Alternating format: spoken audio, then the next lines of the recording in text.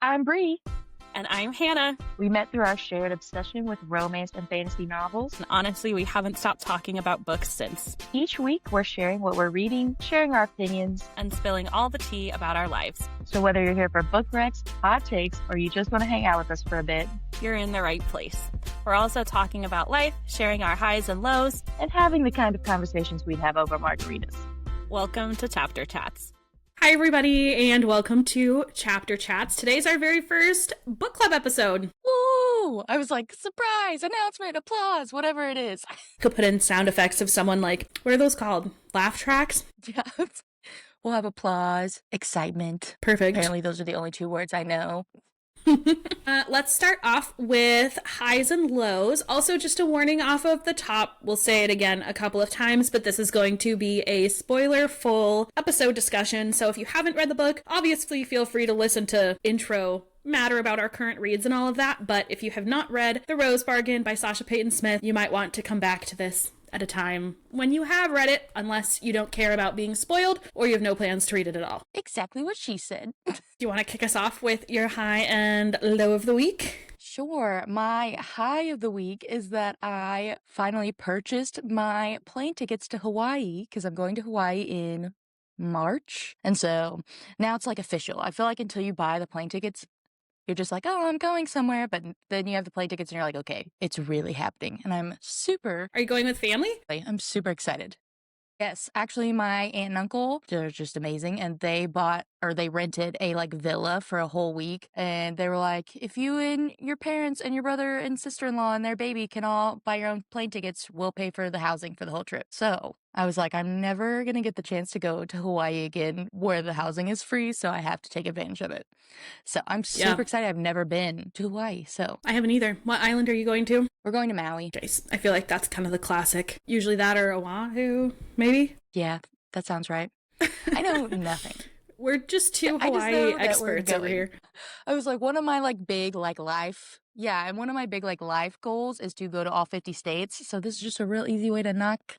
I think this will be my 29th state. That's one of my goals too, but you're much farther along than I am. Well, it definitely helps that I've lived in so many places. I was born in a state, then I moved to a different one, then I went to college in two different ones. So, that was real easy to knock out 4 or 5 states in, the first 19 years of my life. And you've lived in a lot of central states, whereas I've always been on the West Coast, so it's, harder to, I feel jump around to stuff unless you're intentionally, flying to one place and then bopping around from there, which I've done with you a few times. Yeah. The 2 states I lived the longest in were Kentucky and Oklahoma. And like you said, both of those are pretty centralized and easy to travel to multiple other states. And then I was born on the West Coast in California, and then I went to college in Virginia on the East Coast. So I've hit all the major spots.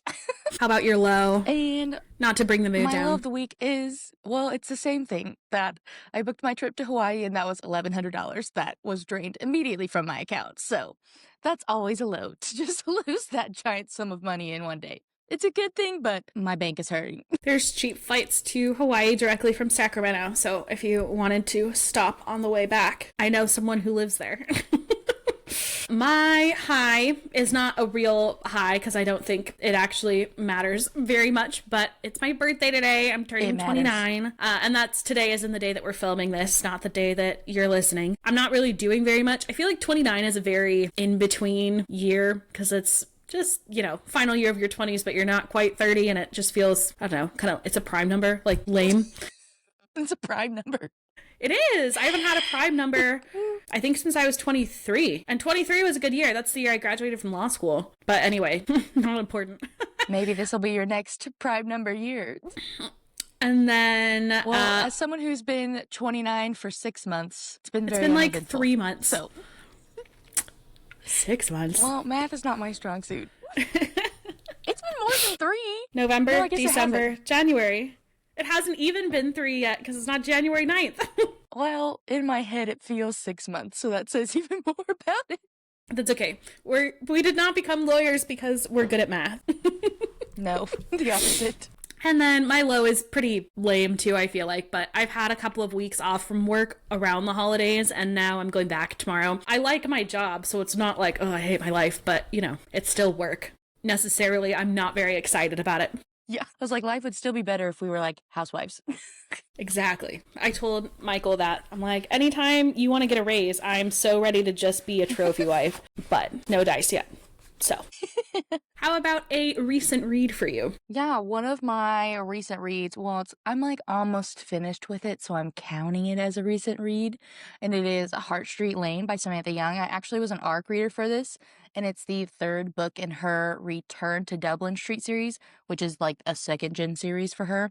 And I've actually really liked the second gen much more than I liked the OG series, and Nice. I've really enjoyed each couple, but this was the one I was most excited for, and they fully lived up to the hype. So Good, I'm glad. She's one of What your about favorite you? authors too, so I feel like it's always nice when you genuinely like what they're putting out and you're not like, well, they're my favorite author, so I'm gonna love it. Like, yeah.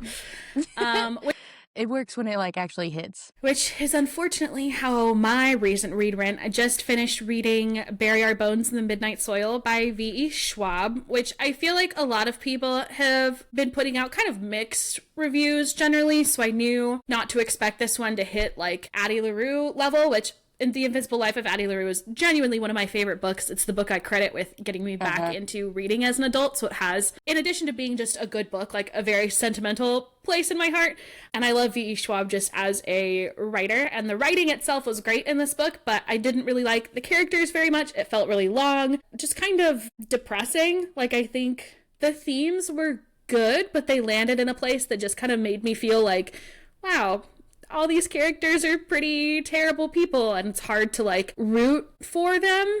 And it was kind of jumping around between like three vampires that are the main characters, and they each died and were reborn as vampires at different stages in history, so you're kind of following them as they connect throughout the story, I guess. But it's like, it is a long book and it's a long time to be reading about people that are pretty, everyone says toxic, and I feel like that really simplifies everything down and like, oh, they're so toxic. I think they're just very selfish characters and it's hard to root for them. So that was Bury Our Bones in Midnight Soil. I gave it 3 stars. It wasn't like a bad book. I just don't think it'll be one of my favorites by any means.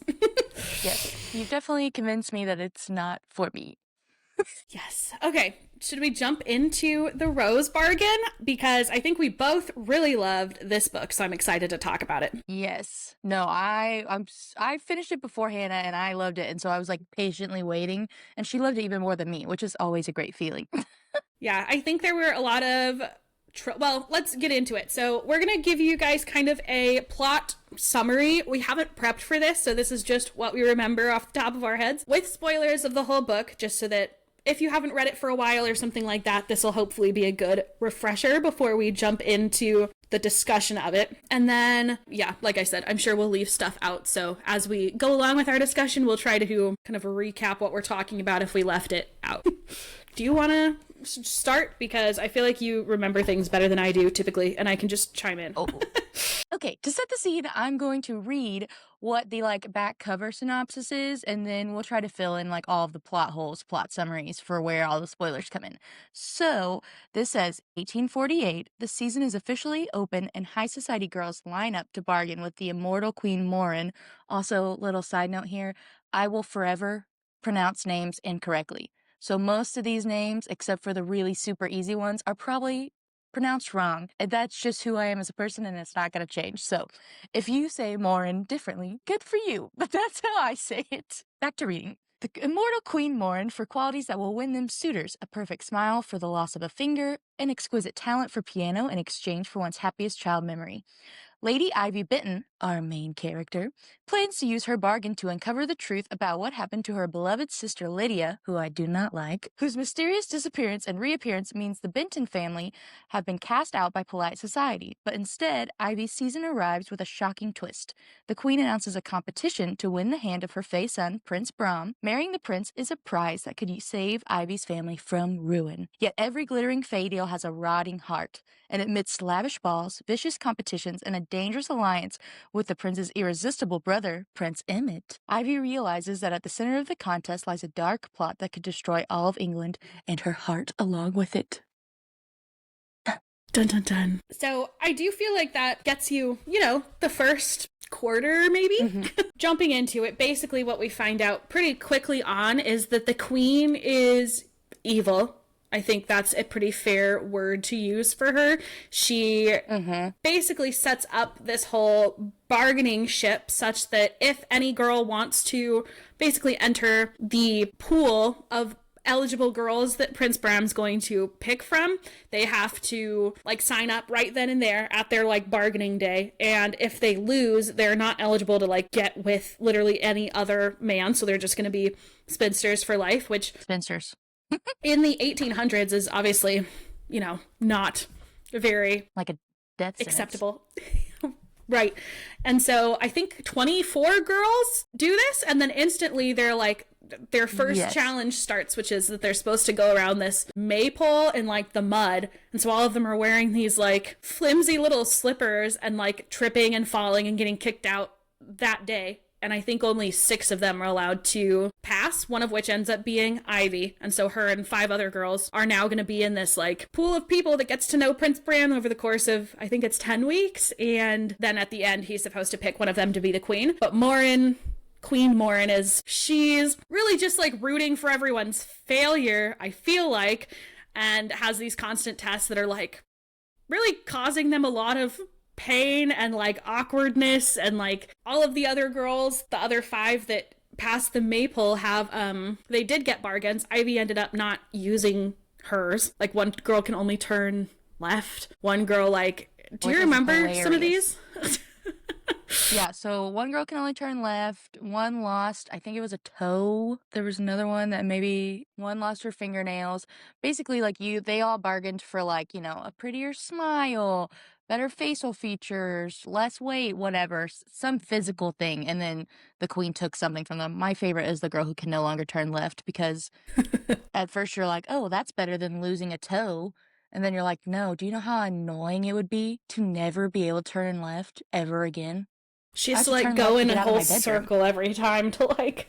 I was like, I can't even imagine. But I will say that's one thing that I really liked is I thought that the bargains, because I feel like especially in fantasy worlds right now, like there's only like a handful of books that really have like fairies and fae being like terrible people. And I thought that was really fun when it's been like the new wave is to like make faes and fairies like, oh, they're so beautiful and fun and romantic. And I really like the more like trickster, terrible vibe that this gave to fairies and fae. And then jumping back into this, so Emmett comes in because he basically corners Ivy and tells her that he wants to help her win because there's some old fae like fairy tale basically where if Ivy wins, she's going to essentially be able to topple the queen according to this like prophecy type thing of someone who gets crowned twice, and she was already crowned once because she won the maypole dance. Yeah, and I think it's because like her bargain, the queen's original bargain, said something along the lines of like she's the only person who could be crowned like actual queen or something like that twice,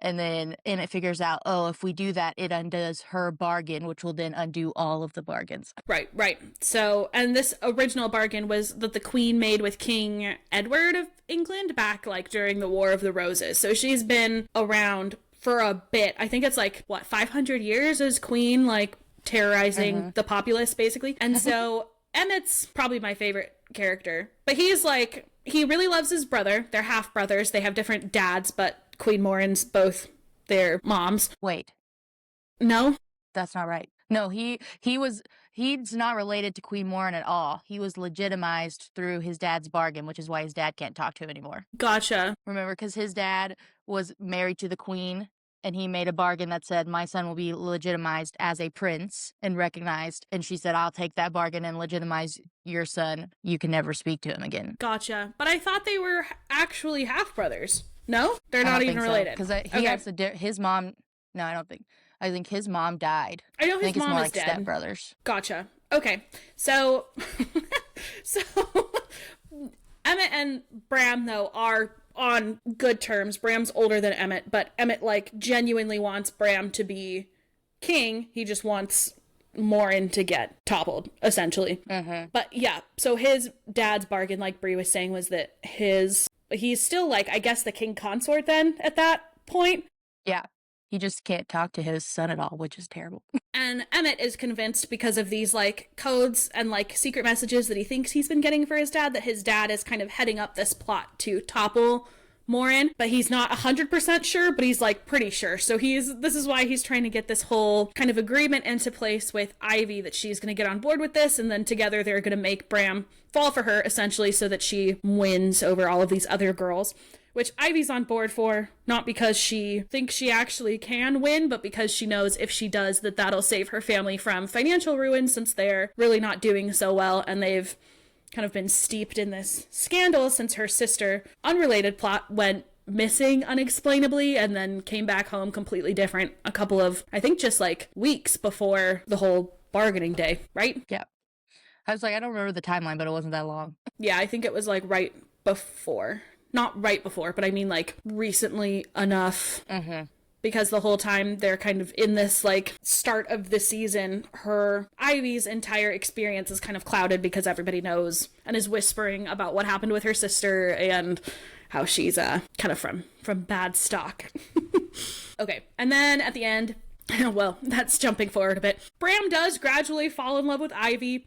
Ivy's gradually falling in love with Emmett, even though she still likes Bram, like, as a person, like he's fine. I don't know how much detail we want to get into with all of this, but I feel like we should definitely recap the ending because that is a cliffhanger. No, it's so in the end, Bram chooses Ivy. They have their marriage ceremony, and then she gets crowned by Bram, and it proves the prophecy that Emmett thought the whole time true. And it actually, hold on, pause. Rewind back. Ivy is fully in love with Emmett, and she knows that she's about to win this marriage competition, and she thinks the only way to, like, make what her and Emmett have been planning this whole time happen is to make a bargain with the queen to make her forget Emmett and that she loves him. So she goes to the queen, finally makes her bargain, wipes away all of her memories of Emmett so that she just remembers Bram. Now back to the marriage. They get married. He crowns her. Boom. The prophecy comes true. All of the bargains are undone. And then is when things really start getting crazy. And I didn't see this coming the way that it actually did. I thought something was going to be up with Bram, but it was a lot more detailed than what I thought. And so basically, which I don't know if we said this at the beginning of synopsis, but Queen Morin closed the gate to the fairy world, which is where her son had been for years, Prince Bram. And he came over and told his mom that his dad, the king of fairyland that had been shut off, had kicked him out because he was worried that he was going to take his crown. So this whole time you think Prince Bram has just been like ousted by his father and that the fairy doors shut and all these things are happening. Well, turns out that's not true. Bram actually took his father's throne and has been running fairy world for this whole time, and he came for the exact purpose of dethroning his mom so that they could reopen the portal and fairies could come back and forth into the human world. And you find out that Ivy's sister Lydia, actually her deal, you finally find out what that was, and that had been like an overarching question throughout the whole series, because that was really like one of Ivy's main purposes, was to like try to find out what bargain her sister had made and undo it. And you find out that her bargain had been with the queen to like experience something she had never experienced before or something like that. And so the queen like opened the passage for her to the land of fairy. She went there, found Bram. They fell in love. I'm still a little iffy about that. I don't really feel like Bram loves anyone. But she fell in love with him. They got married in fairy world, so she's technically the queen of the fairy realm. Mm-hmm. But the fairies were terrible people, and so she ends up running back to the real human world, and when she does, she forgets everything. And time passes differently in the fairy world, so even though she's been there for like years almost, is what it feels like, when she comes back, it's only been like a couple of weeks or days. Like a very short amount of time comparatively. Yeah. I don't even think it had been a month in like her time. So at the end of the book, basically, Bram kidnaps Lydia, takes her back, and is like, I love you. You're never escaping me. I also think that that is where Emmett gets taken to, although I don't really remember if that's confirmed. But like Emmett's gone. He gets taken by Bram, and I personally think he's in the fairy world. And all of the girls that are left in the competition are like the ladies in waiting for Ivy, and they promise to help her. And that's kind of where we're left at the end of things. Yeah, it's all kind of a mess at the end. I feel like the cliffhanger all went down pretty fast since Emmett and Ivy had their like final goodbye night together before she lost her memory of him.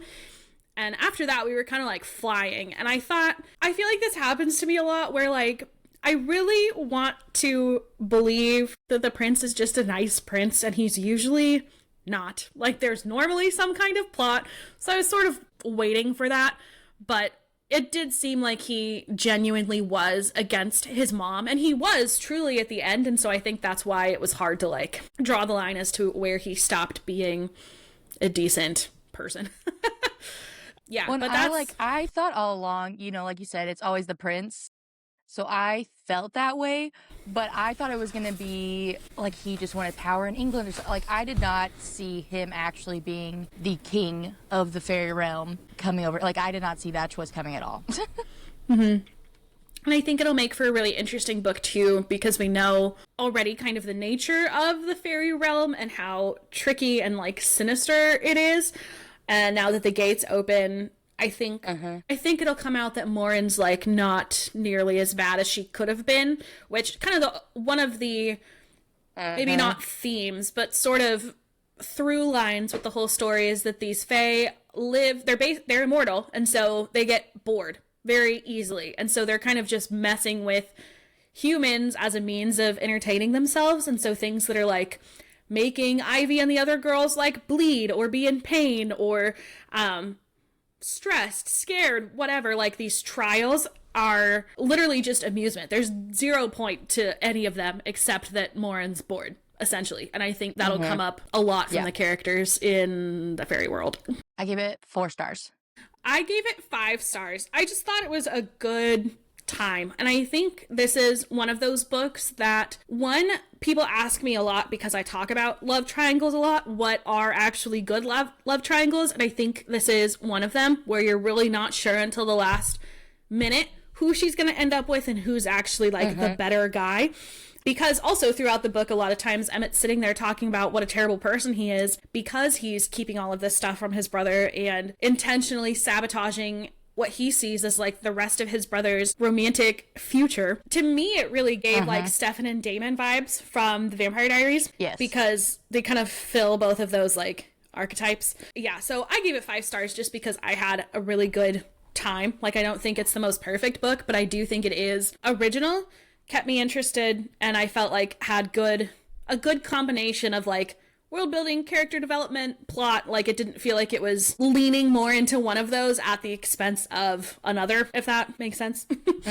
No, I get what you're saying. I gave it 4 stars. I really, really liked it. It didn't like fully hit 5-star magic for me, but I really enjoyed it. I agree 100% with what you said about like the Stefan Damon vibes, because I've talked about this before, like on my own page. But a thing about a love triangle, especially one with brothers, that you have to have, in my opinion, for it to work, is like the brothers actually have to care about one another.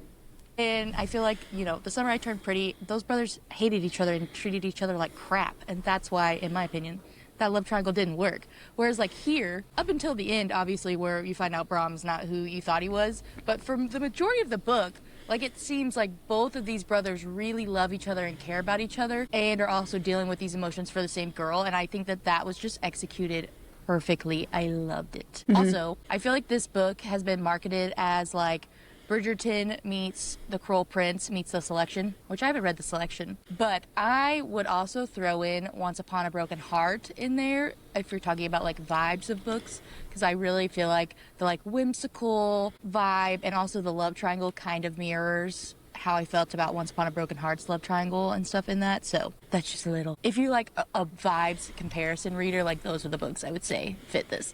I think so too. I think honestly, because I have read The Selection, the only similarity honestly is that it's marriage competition essentially. There is a love triangle in The Selection, but it's a little bit less prominent because she essentially has a boyfriend like back at home, but then she's entered in this like bachelor style competition. And so you don't even really hear from the boyfriend back at home until like the second book or something. So their relationships kind of develop separately. I do agree with you. I think the kind of fairy tale-esque nature of it is very similar to Once Upon a Broken Heart.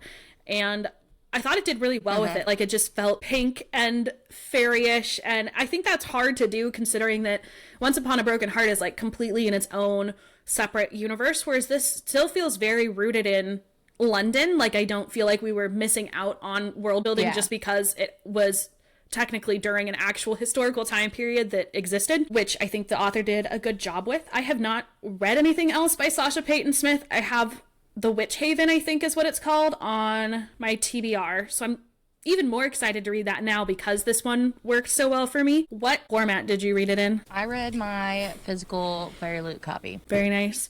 I was dumb when this first came out and I was not very good when I first joined Fairy Loot about tracking what books were actually coming in it. So I bought I think this is technically the like Barnes & Noble edition. This is just the dust jacket, but it's like the white instead of the pink.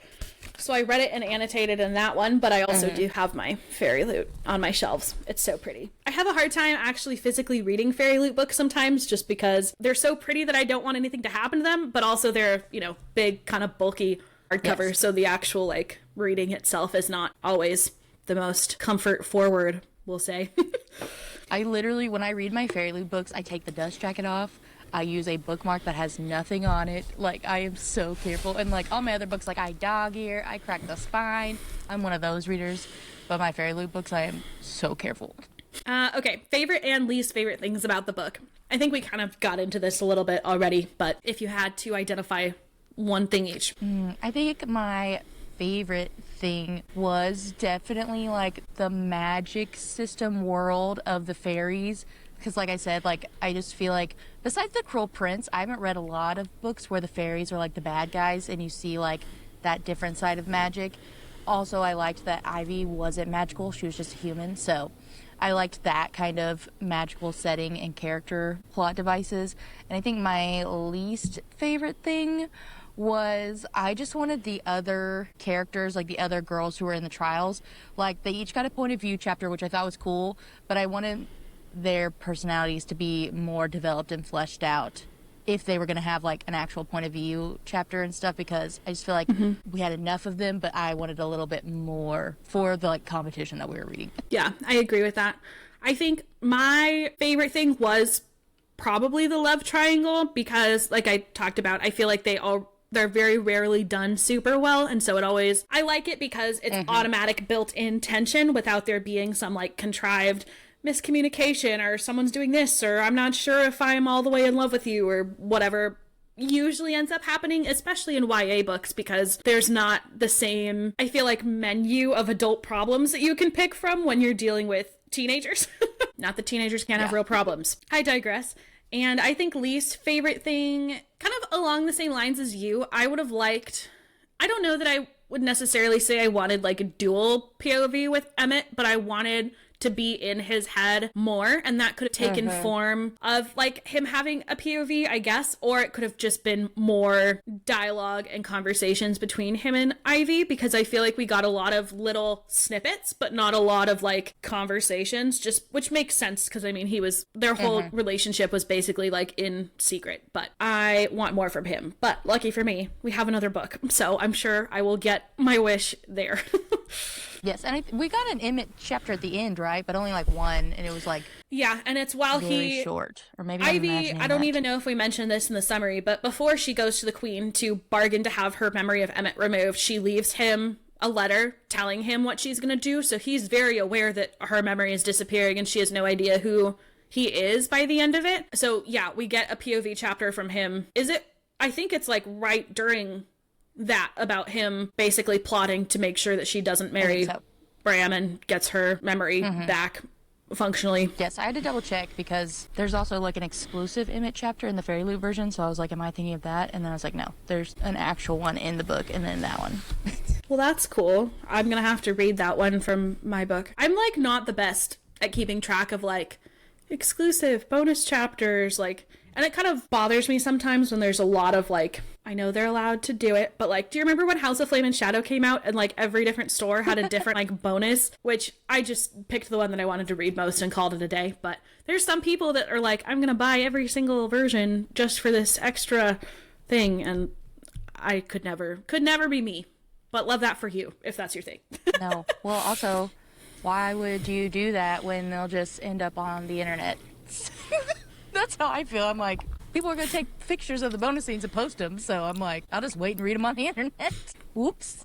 Anyway, pacing. How do we feel about the pacing of the book? I thought the pacing was really good. I feel like the tension was present the whole time, but you were like invested in finding out what was going on, and I thought there was kind of a good trickling of action throughout, rather than some books where not a lot happens until like the very 10% of the end, and then all of a sudden it's like all hell is breaking loose. I thought this had a good, steady stream of things happening. How about you? I did feel like in the middle it slowed down a little bit, but I still enjoyed it, so like it being slower didn't bother me as much. And the last 20%, like we talked about earlier, like was just crazy, but I loved it and I was eating it up. Like it was serious. Like I feel like the last 20% of the book was so fast.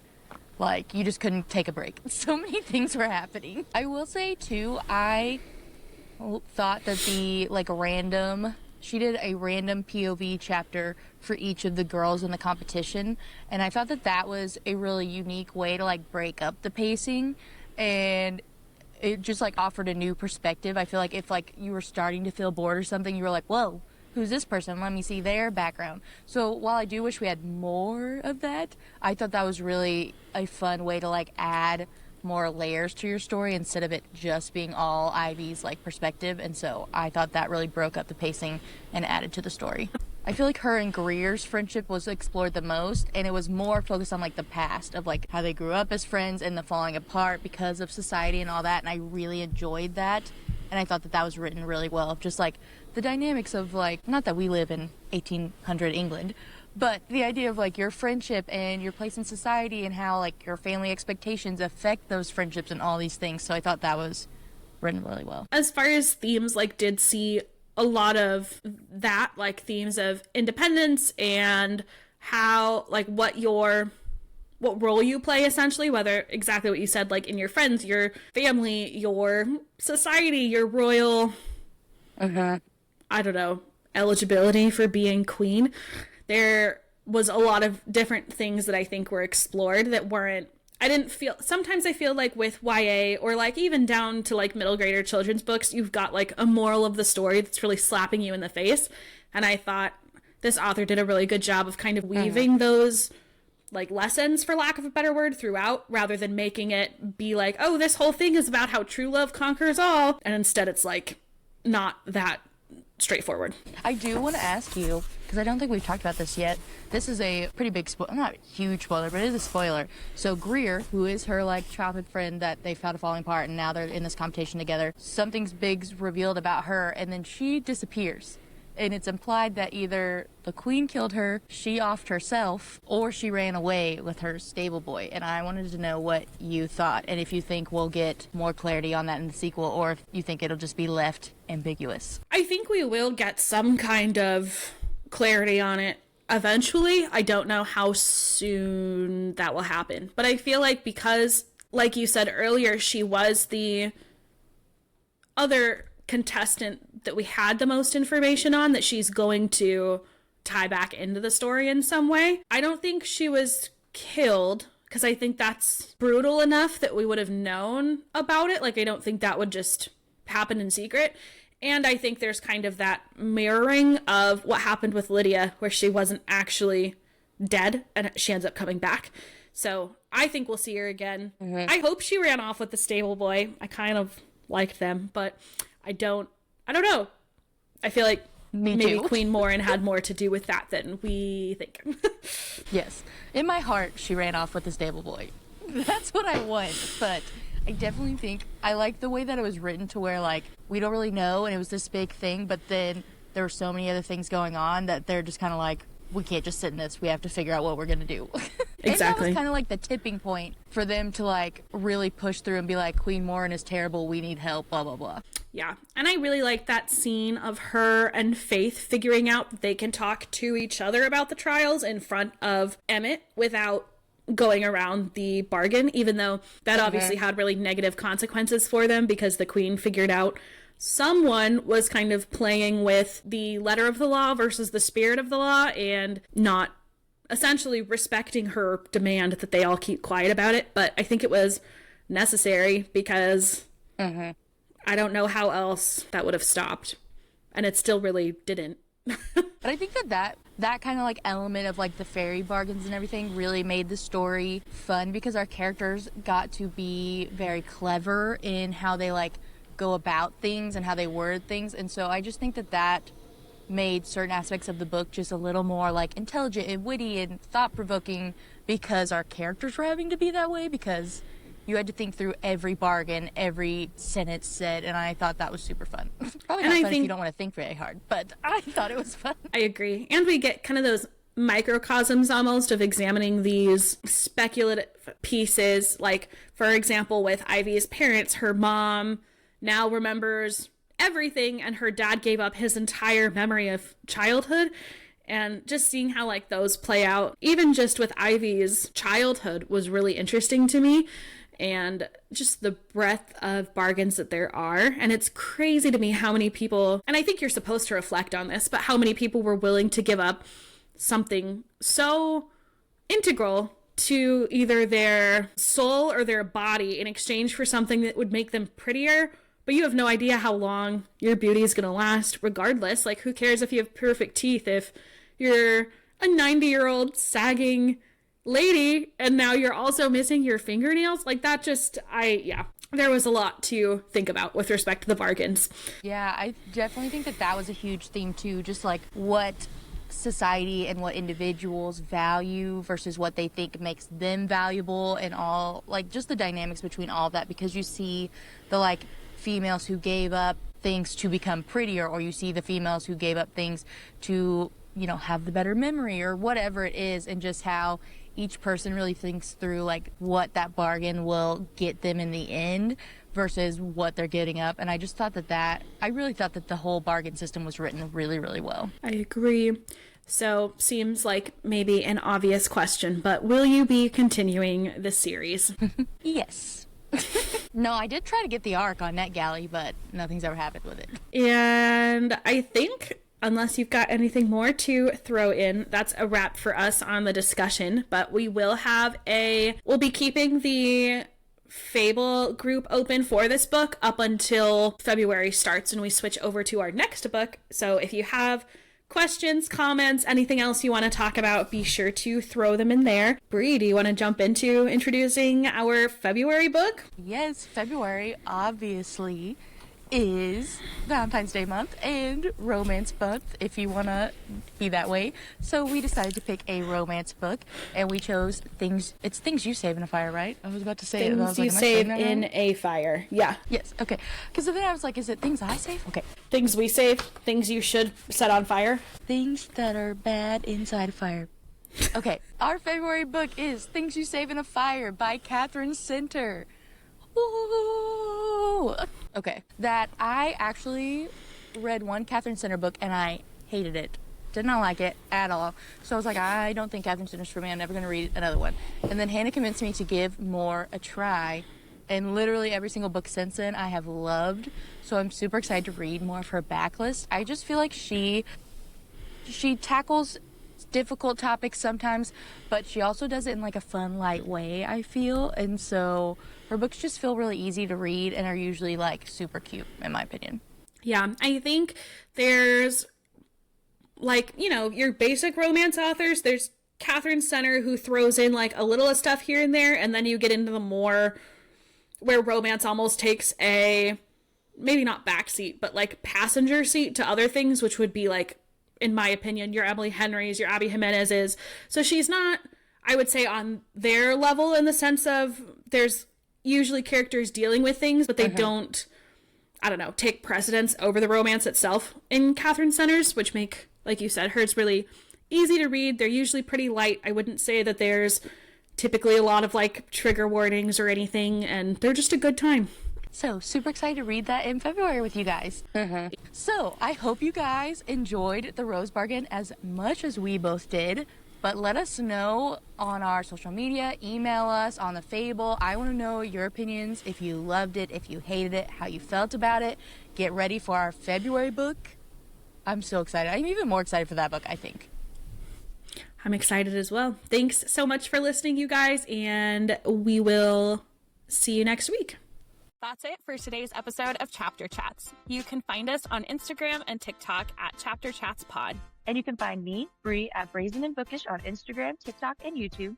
And you can find me, Hannah, at Bookshelvish on Instagram, TikTok, YouTube, and Substack. Or you can email us at chapterchatspod@gmail.com with book recommendations, episode ideas, or just to say hi. And if you enjoyed this episode, please leave us a review, follow, and subscribe on your favorite platform. Catch you next chapter.